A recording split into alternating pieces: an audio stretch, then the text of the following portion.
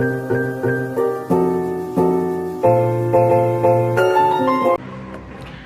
semuanya, jadi di video kali ini aku akan sharing tentang pengalaman aku yang berhubungan dengan kesehatan. Nah, mungkin ini agak umum ya, mungkin banyak orang yang mengalami hal ini, yaitu adalah pernah mengalami tekanan darah tinggi gitu. Tapi mungkin aku khusus di bagian diastoliknya yang tinggi atau per bawah yang tinggi ya. Misalkan tekanan darah normal itu 120/80. Nah, 120 itu disebutnya sistol dan 80 itu disebutnya diastol. Jadi alhamdulillah aku udah divaksin 2 kali. Vaksin pertama tekanan darah aku itu masih tinggi ya, 130 entah 140/90 gitu ya kalau nggak salah. Pokoknya masih termasuk kategori tinggi, tapi bisa divaksin ya karena masih kurang dari 150. Dan divaksin yang kedua gitu, alhamdulillah, that's the first time I got 120/80 setelah berbulan-bulan ya mengalami tekanan darah tinggi gitu. Dan ketika mau divaksin kedua itu aku sampai curhat ke tenaga kesehatan yang menensi aku gitu. Aku sampai cerita, ini serius teh gitu kan, ini 120/80 gitu. Kalau kita searching ya penyebab tekanan darah tinggi atau tips menurunkan tekanan darah tinggi, itu tuh bakal banyak banget yang kita dapatkan, bakal banyak banget sumbernya gitu. Dan rata-rata tipsnya itu diantaranya tuh kayak ya jaga pola hidup sehat kita, kayak misalkan jaga pola makan, kurangi makanan-makanan berpengawet, kurangi garam, kurangi makanan berlemak, kurangi gula kayak gitu. Terus juga harus olahraga, terus juga harus jaga pola pikiran juga, terus harus jaga pola istirahat juga gitu. Kalau kita searching kayak tekanan darah tinggi diastolik atau tips mengurangi tekanan darah tinggi khususnya di bagian diastoliknya, itu tuh kayak masih jarang gitu sih gitu. Dan aku tuh sampai kayak searching yang kayak diastolik tuh berhubungan dengan apa gitu. Rata-rata jawabannya tuh sama kayak tekanan darah tinggi secara umum aja, kayak pola makan, pola tidur, pola istirahat, pola olahraga kayak gitu. Jadi guys, aku tuh pertama tahu kalau aku sempat mengalami tekanan darah tinggi itu pas aku mau dipasang KB. Waktu itu tekanan darah aku itu 150/100. Jadi memang aku dipasang KB itu beberapa bulan setelah aku melahirkan yang kedua.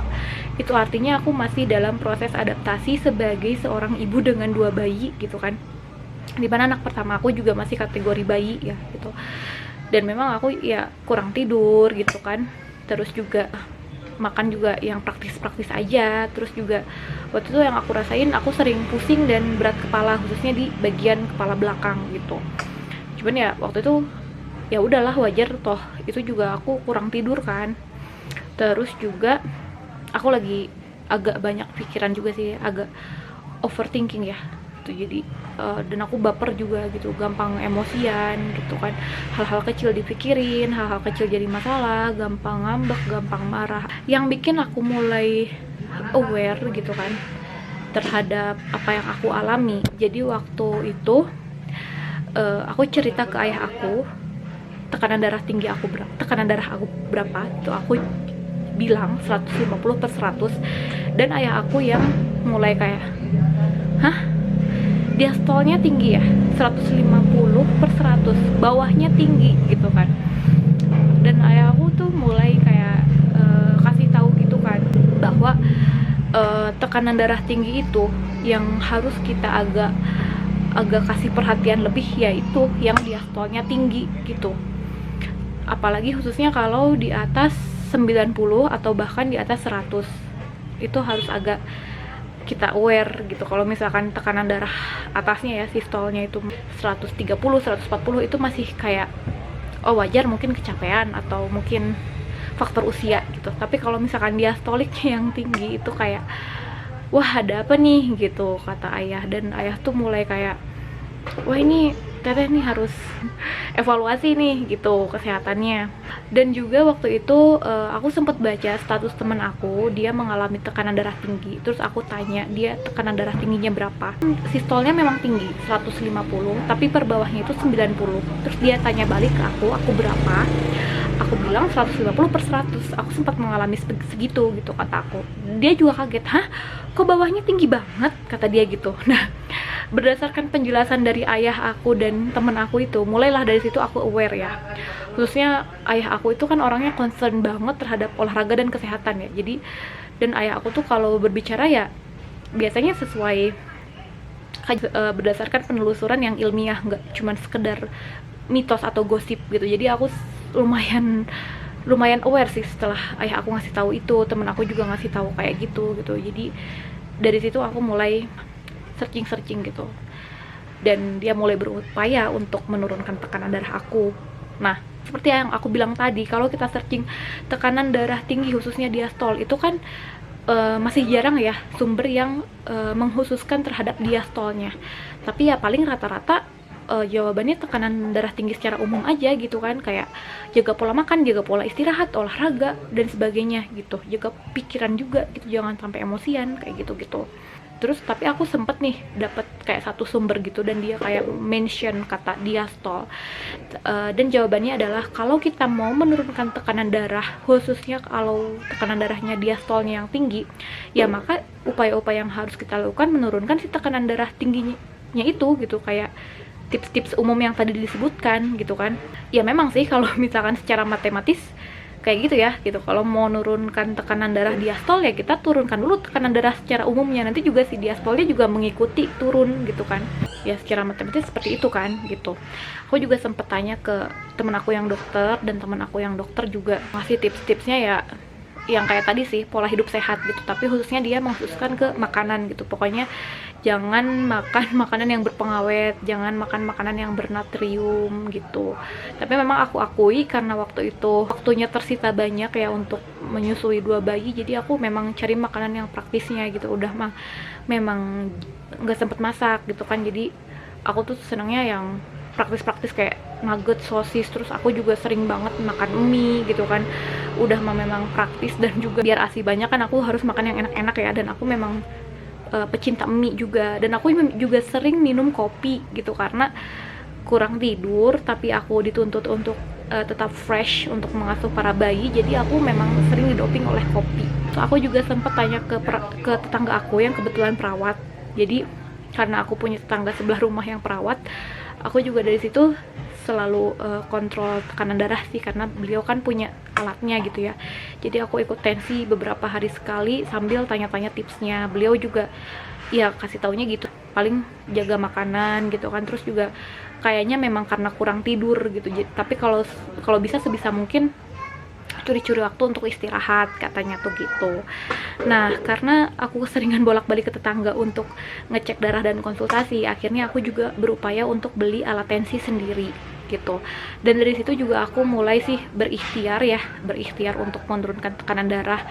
Dan aku mulai sih walaupun punya 2 bayi ya, tapi jangan sampai itu jadi alasan kita untuk tidak hidup sehat gitu ya. Tetap harus bisa sebisa mungkin menjaga hidup sehat.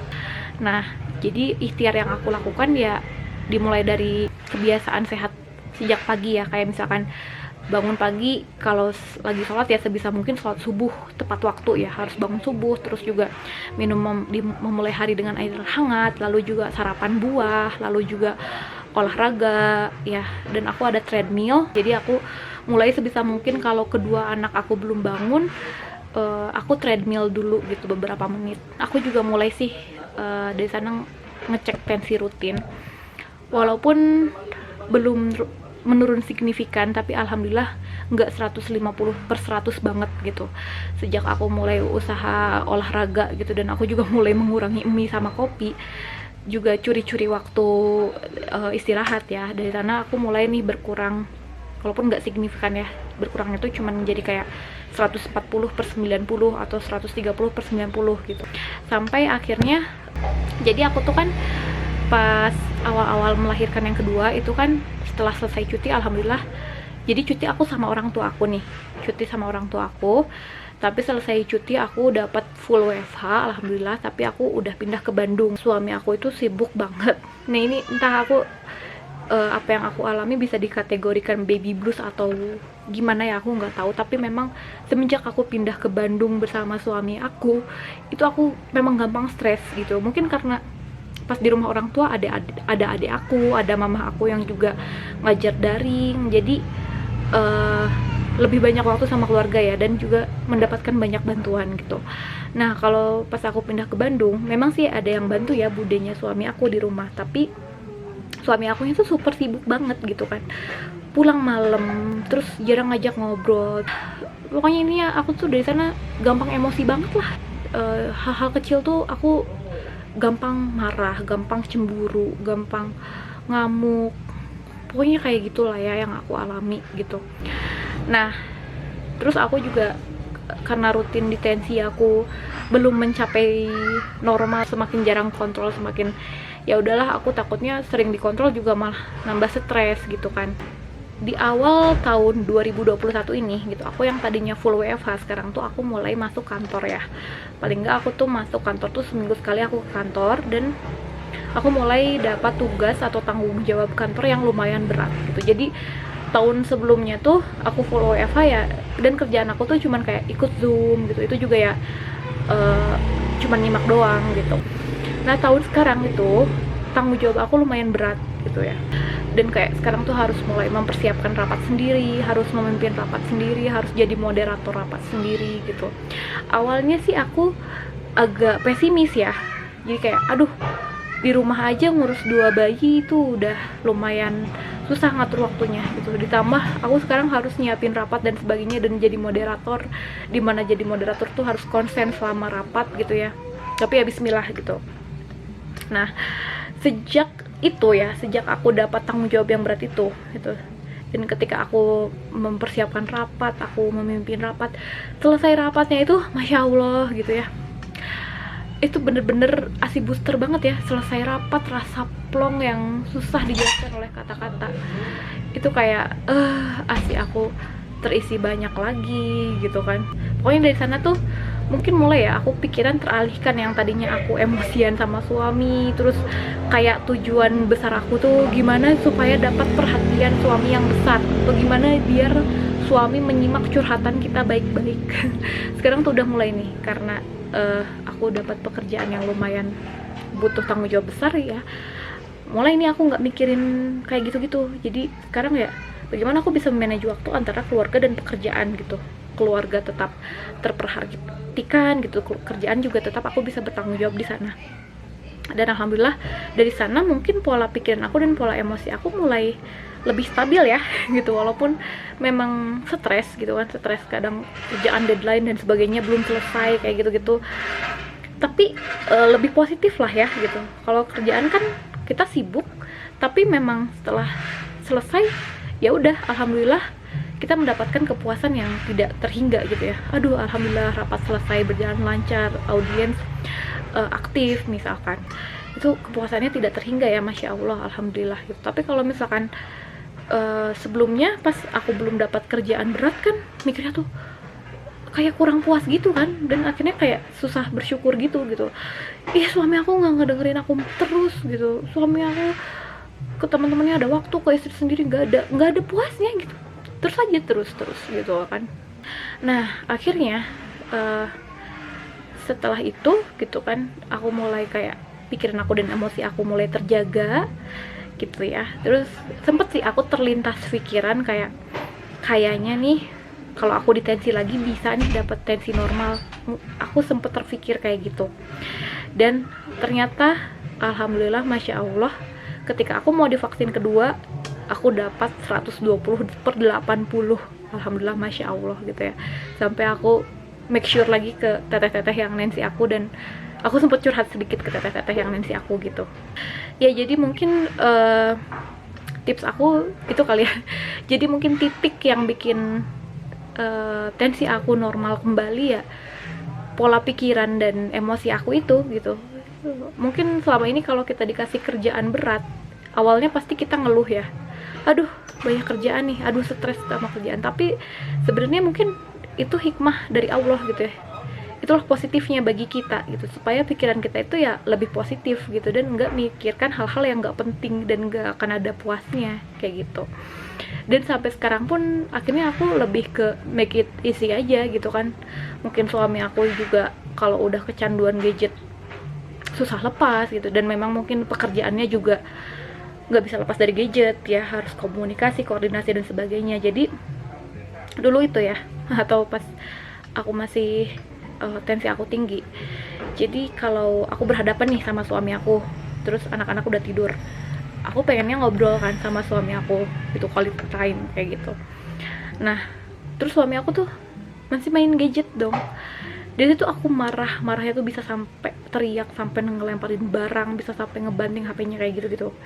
Nah sekarang tuh aku lebih ke make it easy aja gitu. Ketika kayak gitu suami aku main HP, ya udah aku juga main HP aja gitu kan. Toh aku juga selama ini kan kadang mau scroll Instagram atau mau kepoin all shop atau mau nonton YouTube yang aku mau juga kan susah cari waktunya gitu, daripada dibuang untuk marah-marah ke suami. Ya udah kita juga mending kayak gitu kan, mending belanja all shop atau mending nonton YouTube yang bermanfaat kayak gitu. Kalau misalkan kita gampang misalkan aku gampang emosi nih atau gampang cemburu ke suami aku karena misalkan suami aku tuh beli barang mahal atau beli barang yang dia mau, sementara aku tuh nggak pernah dikasih hadiah sama dia gitu. Make it easy aja, tinggal aku beli sendiri aja gitu kan, tinggal aku pilih mau beli apa, suami transfer, beres gitu. Nggak usah pakai kode-kodean atau nggak usah pakai drama-drama ngambek karena suami nggak peka apa yang kita pengen gitu. Akhirnya aku sekarang lebih ke situ sih, dan alhamdulillah pikiran dan emosi aku alhamdulillah lebih stabil gitu kan ya. Dan jangan lupa ya, sebisa mungkin sibuk apapun kita ya harus tetap mengutamakan Allah ya, tetap beribadah, sholat 5 waktu, kalau bisa tepat waktu, dan juga ngaji ya, sempatkan untuk mengaji. Itu sih tips dari aku. Nah sekarang kalau ditanya apakah sekarang udah bener-bener stabil, tensi aku 120/80 dan ketika aku kembali ke rumah dan sebenarnya tensi aku tuh masih kisaran 130-an, tapi ya alhamdulillah ya, mungkin bisa dikatakan ada progres yang sangat-sangat positif gitu. Jadi mudah-mudahan dengan berjalannya waktu, dengan aku juga mulai disibukkan dengan pekerjaan gitu, terus itu juga menjadi tantangan aku untuk lebih memanage waktu dan untuk memprioritaskan mana yang memang benar-benar harus difikirkan dengan baik gitu, untuk juga mengurangi pikiran-pikiran negatif gitu kan. Dan juga aku juga mulai berusaha tetap menjaga pola hidup sehat, mudah-mudahan bisa 120/80 lagi dan terus selamanya 120/80. Amin ya robbal alamin. Aku juga doakan teman-teman yang mengalami darah tinggi mudah-mudahan cepat bisa berkurang ya, bisa normal 120/80. Amin amin amin ya robbal alamin ya. Oke, mudah-mudahan ini bisa menjadi motivasi buat teman-teman. Jadi jangan menyerah. Buat teman-teman yang lagi berusaha untuk menurunkan darah tingginya, tetap jaga kesehatan, semangat. Terima kasih sudah menonton video ini. Assalamualaikum warahmatullahi wabarakatuh. Dadah.